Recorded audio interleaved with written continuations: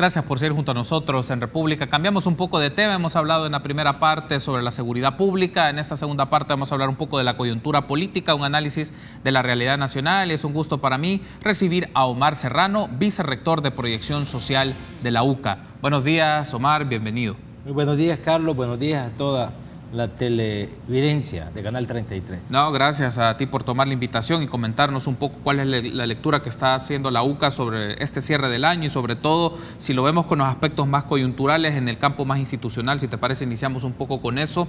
La lectura que se hace de la toma de decisiones en Asamblea Legislativa, proceso de elección de magistrados y ahora está el tema del fiscal general de la República. La estimación es que se puede lograr que en esta semana, que sería la última plenaria del año, se pueda tomar una decisión de esto. Si no, como nos lo comentaron diputados de la Asamblea Legislativa, los tuvimos hace unos días acá en el set, mencionaban la expectativa en los primeros días de enero tomar esta decisión antes de que finalice el plazo del ejercicio de Douglas Meléndez, el actual fiscal que busca la reelección. En este caso, ¿cómo está leyendo la UCA este fenómeno del proceso de elección del fiscal general de la República? ¿Qué retos asume la institución en los próximos 3 años? Bueno, Carlos, yo creo que todo el 2018, más que otros años, ha estado caracterizado por ser un año electoral. Todo, ¿verdad? Digo más que otros años porque parece que cada vez más vivimos en permanente campaña. Pero tuvimos elecciones legislativas y municipales el 4 de marzo, ya habíamos tenido campaña y prácticamente desde entonces no hemos salido de la campaña electoral. ¿Qué quiero decir? Que todo lo que pasa en El Salvador hay que leerlo, aunque no nos guste, con lentes electorales. El caso Saca, el caso Funes, incluso las caravanas, la elección de magistrados a la Corte Suprema de Justicia. Lamentablemente, no digo que así deba ser, pero todo cae en el saco de una campaña política electoral que estamos, no sé si viviendo o padeciendo los salvadoreños. Entonces, creo que por lo menos el antecedente más cercano que ha sido la elección de los magistrados de la Corte Suprema de Justicia, 4 de ellos a la Sala de lo Constitucional, reveló que los partidos siguen recurriendo a los métodos tradicionales de reparto. Esto ya lo dijo mucha gente, no estoy descubriendo nada. Lo que hicieron fue repartirse cuotas dentro de la Corte Suprema de Justicia, en concreto de la Sala de Constitucional. Y esto entra al saco de la campaña electoral. Esto confirma que los partidos, aunque los candidatos digan que son distintos, que van a hacer las cosas diferentes, confirma que los partidos no tienen la misma mentalidad, ¿verdad? Es cuestión de los candidatos. Ahorita estamos en la discusión, se ha anunciado que para mañana se quiere tener el presupuesto general de la Nación 2019, vamos a ver si esto es posible, pero uno no puede desligar esta temática de la campaña política, ¿verdad? De la campaña electoral, mejor dicho, de lo que estamos viviendo. Entonces, ojalá, el presupuesto es una herramienta y aunque es algo eminentemente económico, es una herramienta política, porque la deciden políticos en la Asamblea Legislativa y no se puede desprender de lo que está pasando en la coyuntura nacional. También entra en este juego, ¿verdad?, de que te doy, que me das, porque también está, como decías, en juego la elección del nuevo fiscal general o la continuidad del mismo fiscal general de la República y también está, ¿verdad?, parece que a un sector le interesa más que se elija cuanto antes el fiscal general, ¿verdad? En cambio al gobierno le interesa más aprobar el presupuesto que va a ser su herramienta para el próximo año. Y en esa combinación de elementos, Omar, coincide la agenda legislativa y surge, o por lo menos da la presunción para analizar el tema de combinaciones o lo que se denomina combos en las negociaciones. Es decir, yo te apruebo esto, pero necesito los votos para aquello. Aparecen estos temas y el presupuesto da la pauta para ello. A pesar de que si se les cuestiona esto a los diputados y diputadas, todos lo niegan, que estas prácticas no se dan, pero justamente son coincidentes 2 elecciones que son estratégicas. El gobierno lo que busca es tener su presupuesto aprobado, por lo menos para finalizar finalizar mandato en junio y las condiciones para el presidente que asume en junio de 2019, pero por otra parte los intereses políticos que puede estar alrededor de quién va a ser la persona al frente de la institución del Ministerio Público, me refiero a la Fiscalía General de la República, Omar. Sí, desde antes se había hablado de un combo que incluía a los magistrados de la Corte Suprema de Justicia. Decían que esas tres cosas, magistrados, presupuestos y fiscal general, iban a coincidir. En este sentido fue bueno que se haya elegido los magistrados antes, no de la manera mejor, sino como ya lo señalé. Sin embargo, otra vez anda el fantasma de los combos, ¿verdad? Yo te doy este dinero o esta herramienta, porque no es financiamiento, es una herramienta presupuestaria la que te doy, a cambio dame la continuidad de este fiscal. Esto es lo que se anda diciendo. No hay, yo digo que de fondo, insisto, los partidos no están demostrando que no han cambiado mucho su manera de proceder, siguen negociando a espaldas a la gente con criterios que no son del todo transparentes ni públicos. Eso quedó demostrado en la elección de los magistrados y bueno, ojalá que no fuera lo mismo en estos dos casos.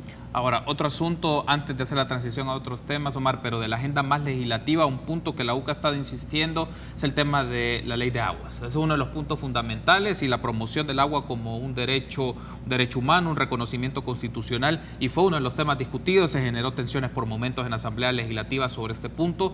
Para el cierre del año, ¿cuál es la lectura que ha hecho la UCA sobre este tema en particular y el trabajo de la Asamblea Legislativa? Bueno, yo creo que lo del agua es un claro ejemplo que en este país, y en muchas instancias hay que decirlo, lo urgente tiene prioridad sobre lo estratégico, sobre lo importante. Yo entiendo que el país necesita un presupuesto general de la nación, por supuesto que lo entendemos.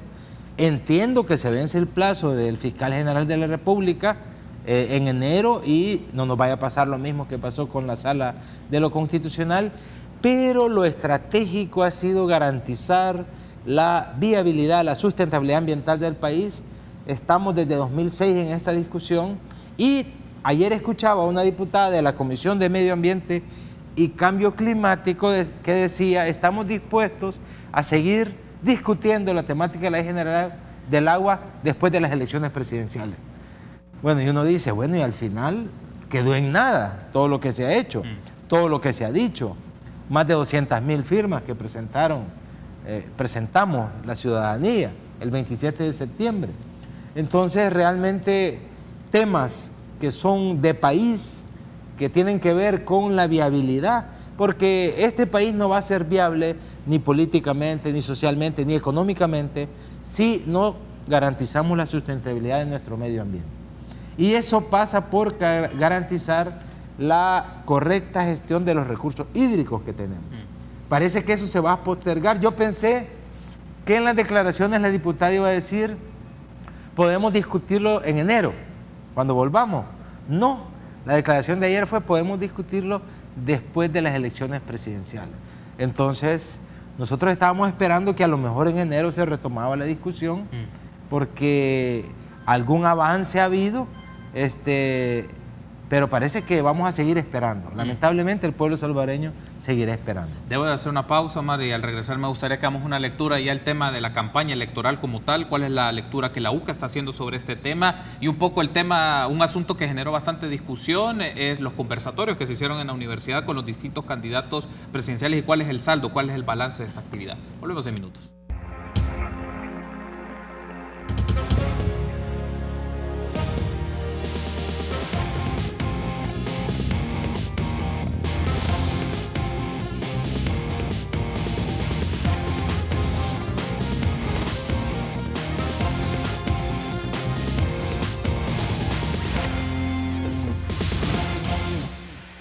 Seguimos platicando de la coyuntura política con Omar Serrano, vicerrector de Proyección Social de la UCA. Omar, ahora otro de los temas que generó discusión en este contexto de la campaña electoral fue el ejercicio que realizó la UCA de conversatorios con los distintos candidatos a la presidencia, las fórmulas, presidente y vicepresidente de la República. ¿Cuál es el saldo que hace la UCA de esto? En algunas declaraciones que se dieron en medios muy específicos que hizo Andrea Bolívar, el rector de la UCA, pues mencionaba básicamente que esperaban más propuestas, aspectos más concretos de las candidaturas. Luego la UCA hizo un pequeño conversatorio ya de balance, de evaluación de esto, pero Omar, para efectos de nuestra audiencia, que le llevó seguimiento a esto en las redes sociales, que estuvo a la expectativa de este evento, ¿cuál es el balance que se hace de las distintas fórmulas que llegaron a la universidad, que fueron cuestionados por distintos académicos y les preguntaron sobre sus propuestas? ¿Cuál es el resultado de esto? Bueno, yo creo que primero, en sí mismos los conversatorios aportaron a la campaña electoral, centrarla más en contenidos que en otra cosa.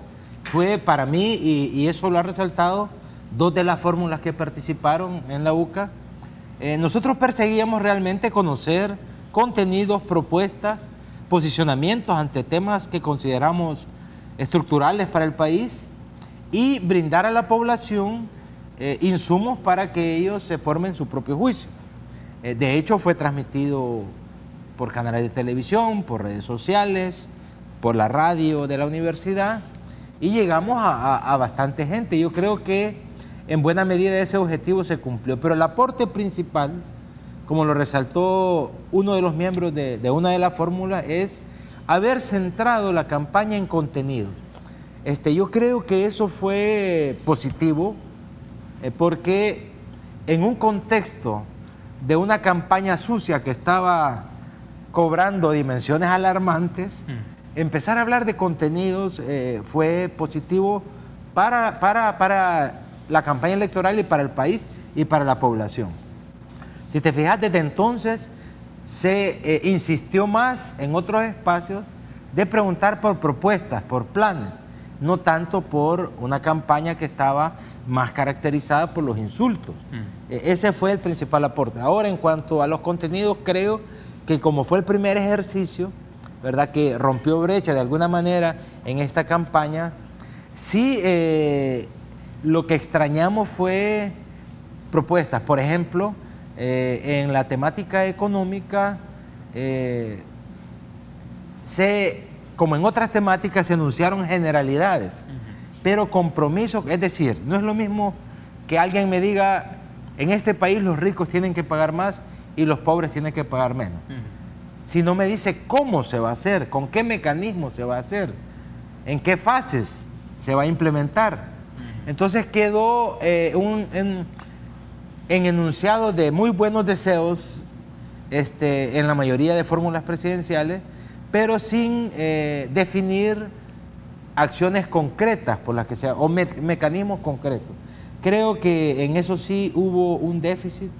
Quedó claro que la temática medioambiental de la que acabamos de hablar, a propósito del agua, estaba ausente de todas las fórmulas presidenciales, de los planes, ¿verdad? Porque nosotros pedimos, dennos primero los ejes estratégicos de un eventual plan de gobierno. En ninguno apareció el agua. Entonces quiere decir que no es estratégico, aunque cuando se les preguntó todos dijeron que era estratégico el asunto del medio ambiente, pero uno no entiende porque si no lo dijeron al principio. Hay una fórmula que lo ha incorporado después del conversatorio de la UCA como uno de sus ejes estratégicos. Presentó 5 en la UCA, ahora ya presenta 6. Eso nos alegra porque creemos que el medio ambiente, ya lo dije, es una temática fundamental en estos tiempos. Pero a nivel, como ya decía Carlos, de propuesta, creo que hizo falta más cuestiones concretas, más propuestas concretas. Pasadas todas estas fórmulas, Omar, en la universidad y esta discusión que se generó, bastante contenido en redes sociales, bastantes reacciones, medios de comunicación le dieron cobertura a esto, periodistas y demás. Luego de escuchar a estas 4 fórmulas, ¿alguna te generó más dudas todavía? Bueno, nosotros lo que perseguimos, Carlos, es brindar a la gente elementos para que tome su propia decisión. Creo que a mí lo que me quedó claro, no tanto duda, es que los candidatos tienen en sus propios partidos un obstáculo para su campaña electoral. Es decir, esta campaña se está, para mí, definiendo en gran medida por el tema de la corrupción, como ya se veía venir, ¿verdad? Lo que está definiendo las elecciones presidenciales es el tema de la corrupción. Y en la medida que los partidos tienen un pasado o un vínculo que no se puede negar con la corrupción, en esa medida están volviéndose piedra de tropiezo para sus candidatos. Entonces, yo creo que, por ejemplo, la fórmula de Arena invierte muchas energías y tiempo en tratar de responder a cuestionamientos que tienen que ver con la trayectoria de su partido. Y en muchas de esas respuestas entran en contradicción, ¿verdad? Voy a poner un ejemplo. Las declaraciones del candidato presidencial de Arena con respecto a la figura de Monseñor Romero, con respecto a la Ley General de Agua, ahora con respecto a los programas sociales de este gobierno, entran en contradicción con lo que tradicionalmente ha sostenido su instituto político. En el caso de la fórmula presidencial del FMLN, a veces Hugo Martínez habla como que no hubiese sido parte de los dos últimos gobiernos, ¿verdad? Vamos a hacer las cosas distintas, vamos a mejorar, pero el principal obstáculo que tienen las dos fórmulas de las que he hablado son sus propios institutos políticos. Creo que el 4 de marzo ese fue el principal mensaje que mandó la ciudadanía a estos dos partidos, que se ha corroborado, a mi juicio, con lo que están manifestando, no solo la última o la más reciente encuesta del UDOP de la universidad, sino otras encuestas que curiosamente coincidimos en la tendencia general, ¿verdad? Yo creo que el mensaje es claro, la gente ha llegado a un límite de tolerancia de la corrupción, de la ineficiencia, de la falta de voluntad política para resolver los graves problemas que le afectan, y eso le está pasando factura tanto a la fórmula del FMLN especialmente, pero también a la fórmula de Arena. Antes de irme a la pausa, solo te escucho puntual, me resta un minuto y medio en el caso de Josué Alvarado y de Nayib Bukele. Josué Alvarado, un partido que va creando, que va tomando forma, pues la expectativa que se pueda tener es continuar en los procesos electorales siguientes años, pero el caso de Nayib Bukele y su relación con Ghana, que siempre es un tema que va a generar la discusión, que por un lado la campaña va por una personalización, o sea, el candidato lleva su propia campaña y Ghana básicamente pues lleva un seguimiento en otra lógica más territorial. Bueno, en el caso de Vamos, creo que aplicando la misma lógica, una debilidad es su partido también, pero no por su trayectoria de corrupción y de ineficiencia, sino porque es un partido nuevo, sin estructura territorial, sin cuadros formados. Creo que Josué Alvarado y Roberto Rivera Ocampo son dos personas, dos salvadoreños con muy buenas intenciones, con deseo de aportar a este país, pero que para mí Vamos está sembrando lo que puede cosechar en el 2021 en las elecciones legislativas y municipales. Ese es el mayor logro que va a sacar Vamos. Uno dice, normalmente cuando surge un partido lo hace para participar en elecciones legislativas y municipales. Vamos se lanzó a la elección presidencial y, insisto, va a sembrar lo que va a cosechar después. Alguien me puede decir, pero bueno, Nuevas Ideas también nació para lanzarse a una elección presidencial. El caso es distinto, además Nuevas Ideas legalmente no es la que está participando, aunque de facto sí lo es, lo que decía, pero creo que son dos casos que habría que diferenciar, son distintos. Ok, debo de hacer una pausa, Omar. Me gustaría que ampliemos este análisis en el último bloque y aprovechar un poco la lectura de la encuesta para efectos, porque no solo fue un tema electoral, también es un balance y una evaluación del año 2018. Volvemos en minutos.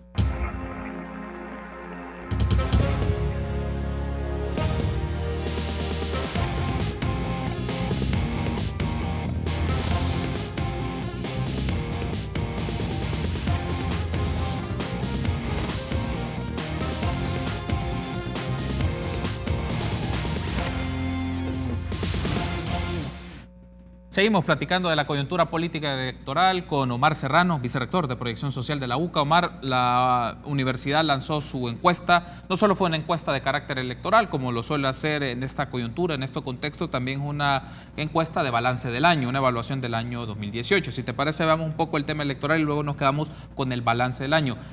¿qué nos va mostrando si vemos un poco las distintas encuestas de carácter electoral o las que se fueron con esa finalidad en el transcurso del año? Esta última, si nos va mostrando alguna tendencia o nos va permitiendo ver algunos descartes. ¿Cuál es la lectura que se hace más en comportamiento electoral y percepciones electorales que tiene la ciudadanía a la luz de los datos que da la encuesta de la UCA? Muy bien, yo para curarme en salud, primero, Carlos, voy a repetir lo que ya se ha dicho. Las encuestas no pronostican, no es su finalidad esa. Las encuestas es medir lo que la población opina, percibe en un momento determinado, ¿verdad? En este caso hicimos la encuesta, digamos, en la situación del país al final de 2018, temas de coyuntura y una encuesta preelectoral, ¿verdad? ¿Para dónde van? ¿Qué es lo que arroja eso? Yo creo que lo que arroja la encuesta a nivel electoral es una constatación, es decir, el progresivo deterioro en la percepción de la población que han sufrido los partidos políticos tradicionales, y me refiero sobre todo aquí, aunque a algunos no les gusta, a los dos partidos mayoritarios. Eso se constata y eso se ha, como dije antes, se ha vuelto un obstáculo para las campañas presidenciales. Es decir, yo creo que parte de la coyuntura en este país, en este año importante, fue el caso Saca. Es algo histórico, por lo que, aunque mucha gente, más del 60%, cree que la sanción, la condena a Saca fue suave, debía ser más, pero eso le ha afectado a Arena. Entonces, lo mismo el ejercicio que está teniendo el FMLN en el gobierno, le está pasando factura. Quien está capitalizando esto, según la encuesta, es Nayib Bukele y compañía, ¿verdad? Y ¿en qué radica? No, todos los partidos saben que la gente ha llegado al límite. Incluso en los spots de televisión uno lo puede ver. Arena lo sabe, porque por primera vez en una elección presidencial, Arena va en coalición. En todas las anteriores fue solo como partido, ahora se coaligó con otras 3 fuerzas políticas, que dicho sea de paso, electoralmente hablando, no le abonan mucho al partido. Pero bueno, está coaligada. Ese es el primer dato.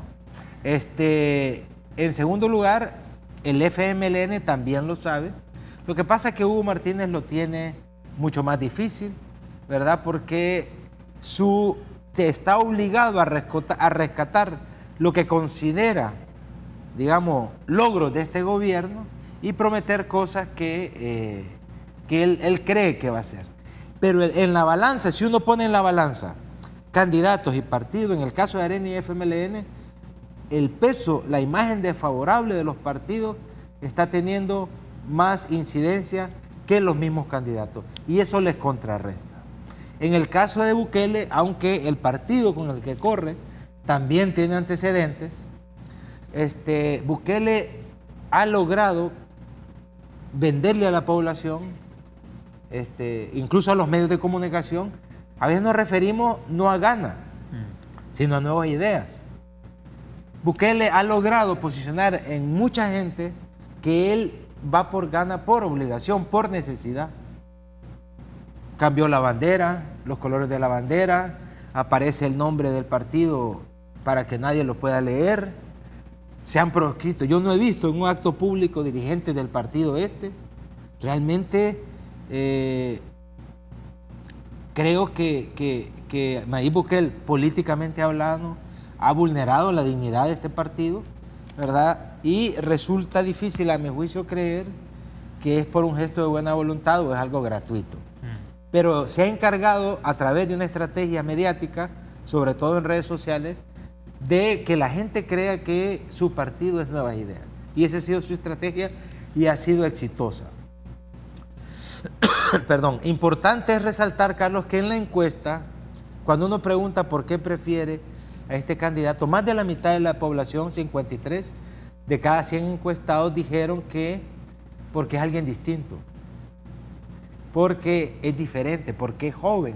Entonces, uno ahí ve, realmente la gente dice, estos ya tuvieron su oportunidad, que es parte del discurso de Bukele, démosle la oportunidad a alguien distinto. Y eso parece lo que está primando, ¿verdad? Lamentablemente no son las propuestas, no son los planes, sino estos ya tuvieron su oportunidad, que es el discurso de Bukele, y démosle la oportunidad a alguien nuevo. En la lectura que se hace de la encuesta, Omar, sobre todo de la muestra que se obtiene, entiendo más de 1000 personas encuestadas, pero aparecen algunos elementos interesantes como nos permite conocer o descifrar un poquito mejor el electorado salvadoreño. Un electorado marcado por un posicionamiento religioso, es decir, cuando me refiero a religioso es que la mayoría o se definen como católicos o evangélicos, por ejemplo, o un grueso de edad de la medianía, estamos hablando de 25 años, 30 años en adelante. O sea, tenemos con la encuesta también un perfil de un electorado con características en los cuales también los partidos hacen sus lecturas y en los cuales apuntan estos discursos y estos mensajes para tratar de cautivarlos y tenerlos a su favor, particularmente también con la última idea que mencionabas, cómo destacar un perfil de una persona que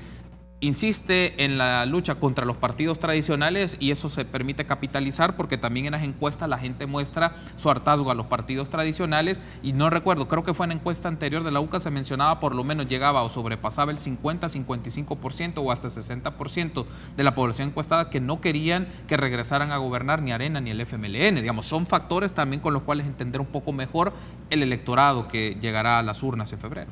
A eso me refería yo cuando hablaba de una constatación, que no es que ahorita se esté dando, ahora se confirma, digamos, que ese progresivo deterioro de los partidos está pasando factura a sus candidatos. Hicimos la encuesta a 1.806 salvadoreños, una muestra un poquito más grande, de las que suelen porque hacer. Normalmente cuando es encuesta de año hacemos a 1.250 personas, hoy fue a 1.806 personas en todo el país. Es una encuesta aleatoria, una herramienta científica. A nosotros nos demora, Carlos, voy a hacer 3 semanas hacer el trabajo de campo de una encuesta. O sea, andar en todos los municipios seleccionados, en las casas, 3 semanas, ¿verdad? Solo para tenerlo como referencia. Sí. El electorado, como digo, nosotros cruzando variables, bueno, ¿a quiénes opinan más favorable, por ejemplo, sobre cada candidato, o quiénes son los que han manifestado su intención de votar por el candidato? Y en ese, hay que decirlo, hay más dispersión en los que prefieren a Bukele, aunque hay algunos énfasis. Por ejemplo, ¿dónde está la fortaleza de Gana, que es el partido legalmente inscrito, en el área metropolitana de San Salvador, en el oriente y el occidente? O sea, en cambio, Arena está en el occidente y también en el área metropolitana. Y el FMLN lo tiene en el área metropolitana y en la zona central. Curioso, siempre el voto fuerte del frente salió en oriente. Sí. En esta vez no sale. Sí. Lo apoya bastante gente del área central. A Arena Arena lo apoyan sobre todo hombres. A Gana lo están apoyando también hombres, Arena mujeres, a Gana y al FMLN hombres. ¿Dónde está el grueso de votantes? Aunque no es mucha la diferencia, por ejemplo, que opinan que van a votar por Bukele, de 18 a 41 años. Ahí está, aunque también tiene votantes en las otras edades. En cambio, el grueso de votantes de Arena y el FMLN está de 41 años en adelante, sobre todo en personas de 56 años o más, aunque también, pero la mayoría, si uno usa estos dos bloques, 41 años en adelante, ahí está. Gana tiene su fuerte también en las ciudades, ¿verdad? Lo mismo que Arena y FMLN, esto es lógico por la distribución de la población en el país. En cuanto al nivel de estudios, los que votan por Gana tienen el grueso, un técnico universitario o bachillerato. Lo mismo los que votan por el FMLN. Ahí hay una lógica cuando dicen que, en cambio por Arena, tienen primaria o bachillerato, el grueso de votantes de Arena, ¿verdad? Y católicos están distribuidos entre los tres. Hay un buen porcentaje de evangélicos que se inclinan por Nayib Bukele. Como digo, las preferencias por Bukele están más dispersas en toda la población. Lo que queda claro es que en nuestra última encuesta Arena bajó 10 puntos. Si no me equivoco, la fórmula de FMLN subió un par de puntos y la fórmula de Gana subió 5 puntos. Es decir, ¿dónde está sacando votos Bukele? No solo del FMLN como se ha dicho en otras veces, está sacando de los otros partidos también. Omar, te quiero dar las gracias por haberme acompañado y hacer esta lectura de la coyuntura política y un análisis también de la realidad nacional, que lo hicimos más en la primera parte, y un poco los resultados de la encuesta y las lecturas que se pueden hacer de los datos que ofrece esta encuesta, de la población encuestada y qué elementos nos permite interpretar mejor este proceso electoral. Gracias, Omar, por habernos acompañado. Muchas gracias, Carlos. Quiero aprovechar, Carlos, para agradecer también a la gente y desearle una Navidad en paz, con alegría, y un año 2019 mucho mejor para El Salvador. Gracias, Omar, por habernos acompañado, y a ustedes, amigos. Nos encontramos mañana, 6:30 en República. Buen día.